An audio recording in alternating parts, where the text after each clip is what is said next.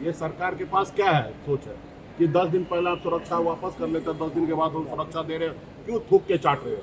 इसको तो कहेंगे ना थूक के चाटना। उनकी रिपोर्ट क्या था? धोखेबाज है, बेईमान है और हत्या उन्होंने किया है और ये सिद्ध हो गया कि उन्होंने हत्या किया है। मैं तो मानता हूँ कि 4 साल का नहीं 14 साल का उसको सजा होना चाहिए। देखिए बिहार में सरकार के पास कोई काम धंधा नहीं है, उनके पास खजाना खाली है, पैसा नहीं है और बीच बीच में तरह तरह के स्क्रिप्ट के तहत राज्य में बेवजह कुछ मुद्दा को खड़ा कर देते हैं जिसमें लोग आपस में उलझ जाए। एक महिला को ऊपर का कपड़ा ढकने के लिए टैक्स लगता था, वो ये सरकार आने वाला समय में देगा। अभी तो 4 महीना से ही सिर्फ वृद्धा पेंशन रुका हुआ है। आप समझिए सिर्फ 1100 रुपया वृद्धा पेंशन है, वो राज्य में रुका हुआ। तो आप समझ सकते हैं कि खजाना का क्या हाल है। आने वाले समय में आप सांस लीजिएगा ना, उस पर भी टैक्स लगेगा क्योंकि 10,000 रुपये ले लिए हैं। हम उत्तर प्रदेश में घोषित इमरजेंसी है, भैया वहाँ की सरकार जो है भैया बहुत ही तानाशाह किसी राज्य के पूर्व मंत्री अपने कार्यक्रम को लेकर आए और उस राज्य में वहाँ के मुख्यमंत्री को इतना डर हो भय हो कि विपक्ष के लोगों का कार्यक्रम ना हो, विपक्ष के नेता को हाउस अरेस्ट कर ले। ये दर्शाता है कि सरकार डरी हुई है और लोकतंत्र को नहीं मान रहा है और घोषित इमरजेंसी है और ऐसी सरकार को आने वाले समय में उखाड़ फेंका जाएगा। अभी हम लोग वहाँ पे काम कर रहे हैं और बहुत मजबूती से सरकार को आने वाले समय में जवाब देंगे। राजू सिंह को 4 साल 2 महीने का सजा सुनाया गया था। आर्म्स एक्ट पर 2 महीने का अतिरिक्त सजा सुनाई गई और 25 लाख का जुर्माना भी किया गया है। लेकिन सर जो आरोप सजा जिसके लिए हुई है वो हत्या की सजा नहीं है। देखिए जो भी सजा हुआ है वो आप लोगों के सामने में है। मैं तो मानता हूँ कि 4 साल का नहीं 14 साल का उसको सजा होना चाहिए। धोखेबाज है, बेईमान है और हत्या उन्होंने किया है और ये सिद्ध हो गया कि उन्होंने हत्या किया है। और उसमें मैं पीड़ित परिवार से भी आग्रह करूँगा कि इसको चुनौती ऊपर हाई कोर्ट सुप्रीम कोर्ट में दे। 4 साल नहीं 14 साल का उसका सजा होना चाहिए। आप बताइए कि हत्या उन्होंने किया सिर्फ 4 साल, आर्म्स एक्ट के तहत उनको दोषी माना गया सिर्फ 2 महीना। ये कहाँ का न्याय है?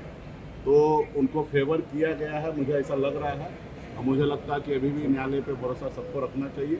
ऊपरी अदालत में उनको चैलेंज करना चाहिए और उनको 4 साल नहीं 14 साल का। लालू और राबड़ी को पुनः सिक्योरिटी जो है वो दी गई है, Z+ नहीं Z सिक्योरिटी दी गई है। लेकिन लालू यादव ने कहा कि गलत हुआ है। देखिए बिहार में सरकार के पास कोई काम धंधा नहीं है, उनके पास खजाना खाली है, पैसा नहीं है और बीच बीच में तरह तरह के स्क्रिप्ट के तहत राज्य में बेवजह कुछ मुद्दा को खड़ा कर देते हैं जिसमें लोग आपस में उलझ जाए।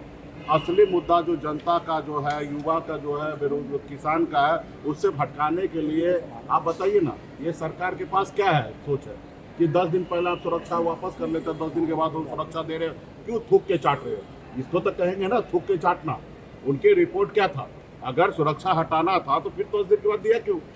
और एक किसका आप बात करें, पूर्व मुख्यमंत्री, उनकी सुरक्षा सिर्फ राज्य के जो है ना मुद्दा को भटकाने के लिए ये सब सारे चीज़ें करते रहते हैं। कभी बंगला खाली करना, कभी सुरक्षा वापस करना। राज्य में हजारों समस्या है, इस सरकार जो है उस समस्या के ऊपर एड्रेस नहीं कर रहे, उस समस्या को देखना नहीं है। ये कौन बड़ी बात है भाई? सुरक्षा लेना देना, इसकी बहस क्यों हो रहा है? बहस तो ये होना चाहिए कि आपने हमारे माता बहन को आपने वादा किया था कि 10,000 रुपये अभी दे रहे, 2 लाख रुपया और आपको हम देंगे। क्या हुआ? वो 2 लाख रुपया कहाँ है? किसको मिल रहा है? क्यों नहीं मिल रहा है? तो ये इस पे हमारी चर्चा होना चाहिए। जब वो बीजेपी सरकार बनाने के आए, उन्होंने कहा कि हम 1 करोड़ युवा को नौकरी देंगे, इस पे चर्चा होना चाहिए। तो बिहार में जो मुद्दा की आवश्यकता नहीं है, जो चीज़ की जनता को कोई सरोकार नहीं है, उस चीज़ को लेके भारतीय जनता पार्टी समय समय पर चीज़ें करते हैं ताकि लोग है ना भटके रहे, 2 गुटों में बटे रहे और सवाल से जो एक्चुअल समस्या है उसका जवाब। सम्राट सरकार ने बड़ा घोषणा किया है। घोषणा किया 100 फास्ट ट्रैक कोर्ट और रात में राज्य पुलिस मुख्यालय ने कहा कि अपराधियों के खिलाफ बड़ा ऑपरेशन होगा बिहार में। कैसे देखते हैं? देखिए जो उन्होंने सरकार बनाने से पहले जो घोषणा किया, इधर हर माता बहन को 2 लाख रुपया हर किसी के खाता में देना, पहले उस पर काम किया। आपने 1 करोड़ रोजगार देने की बात की, आपने वो की है। आप ये बताइए कि ये सारा चीज इससे पहले नहीं हो रहा था इसका मतलब? यानी कि 20 साल नीतीश कुमार फेलियर रहा। आप अगर ये चीज को आज बता रहे हैं कि हम ये करेंगे तो इसका मतलब नीतीश कुमार फेलियर रहा। आप जो चुनाव में आपने जो वादा किया उसमें आप काम कीजिए ना। अब ये सारी चीजें तो सरकार का नीति है। नियत होना चाहिए कि लोगों को जो क्राइम करे उसको तुरंत सजा मिलना चाहिए।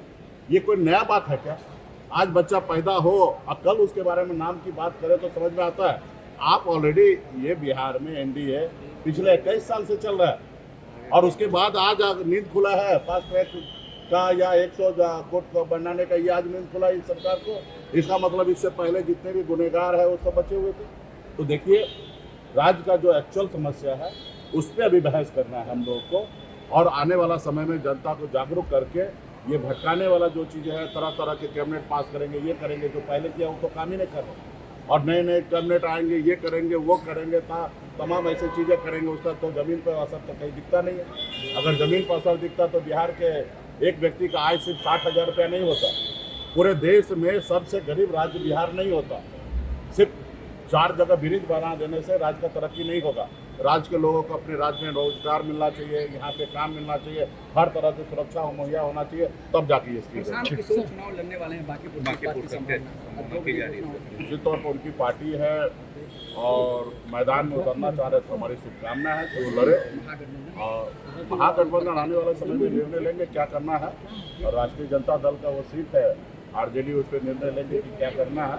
बाकी जो प्रशांत किशोर का एक राजनीतिक दल है, उनको चुनाव लड़ रहे हैं तो हमारी शुभकामना है। नीतीश कुमार जो सर गया था, सम्राट सरकार में उसको लाने की तैयारी की जा रही है। जो क्या बोले, सवाल ये है कि नीतीश कुमार ने 2017 में एक टैक्स हटा दिया था स्टेट हाईवे। स्टेट हाईवे के लिए अब टैक्स आ रहा है, एक बाइक के लिए भी टैक्स है, बाइक पर भी चलना तो आपको टैक्स देना पड़ेगा। अभी आने वाला समय में आप कपड़ा पहन रहे हैं ना, उसके ऊपर भी टैक्स लगेगा। इससे पहले होता था ना, एक महिला को ऊपर का कपड़ा ढकने के लिए टैक्स लगता था, वो ये सरकार आने वाला समय में देगा। अभी तो 4 महीना से ही सिर्फ वृद्धा पेंशन रुका हुआ है। आप समझिए, सिर्फ 1100 रुपया वृद्धा पेंशन है, वो राज्य में रुका हुआ। तो आप समझ सकते हैं कि खजाने का क्या हाल है। आने वाले समय में आप सांस लीजिएगा ना, उस पर भी टैक्स लगेगा, क्योंकि 10,000 रुपये ले लिए हैं पहले से। तो आने वाले समय में आप देखिएगा क्या क्या टैक्स लगेगा ना। 16वीं वित्त में अब हर एक ग्राम पंचायत में सदस्य